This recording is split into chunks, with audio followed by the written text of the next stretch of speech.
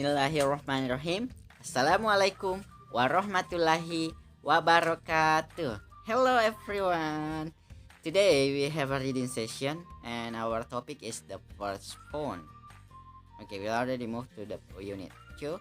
So we have now a reading session again. Okay, like usually, I will play you a listening about the reading, and then after that, your activity will involving to try to read. You send me the way you're reading, so I can check your pronunciation and etc. there on your reading, and then after that, you're going to do some tasks on the book. Okay, let's have the listening to listen about the text. Unit 7. Hello, may I speak to... Activity 1, Track 9. May reads an interesting information report about the first phone. Read and listen. The first phone. Today, most of us have phones in our homes. Very young children know how to use mobile phones. Have you ever thought what life was like without phones? Have you wondered how the phone has changed the way we communicate?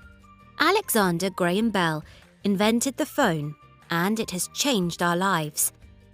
The phone has also helped people to invent other things, for example, the internet and video calling. These days, we can use our phones to talk to someone and to send messages, videos, photos, and emails around the world. We can communicate with other people almost anywhere and at any time. Long ago, people were not so lucky.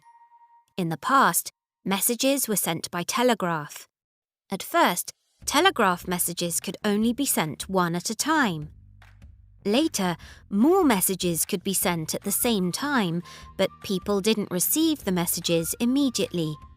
This was a problem, especially when a message had to be delivered fast. Alexander Graham Bell was an intelligent scientist.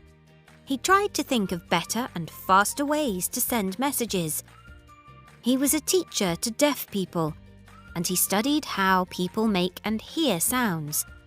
While doing research on how the human ear receives sounds, he tried to send sounds over long distances. Bell invented a machine that could send sounds down a wire. Then he invented another machine that could receive the sounds. These were the two main parts of a phone. One day, Bell called his assistant. "Mr. Watson, come here. I need your help." Watson was on a different floor of the building, but he heard Bell's voice clearly, thanks to Bell's new machine. He ran to help Bell and to tell him the good news. It was the 10th of March, 1876, and the world had its first phone. Now, after we listen the text, take a look at here. We have several words already marked out there. We have the word invent and telegraph, a wire. Okay. This one is a difficult word. A new word, of course. Invent means you found something and then you make it. Telegraph is a machine that used to be used to send a message. A deaf people means someone who cannot listen at all. And this is a wire also. You can find the explanation on your book. And let's move to directly to the task that you have to do today. The task today is this. There are 8 numbers in your book.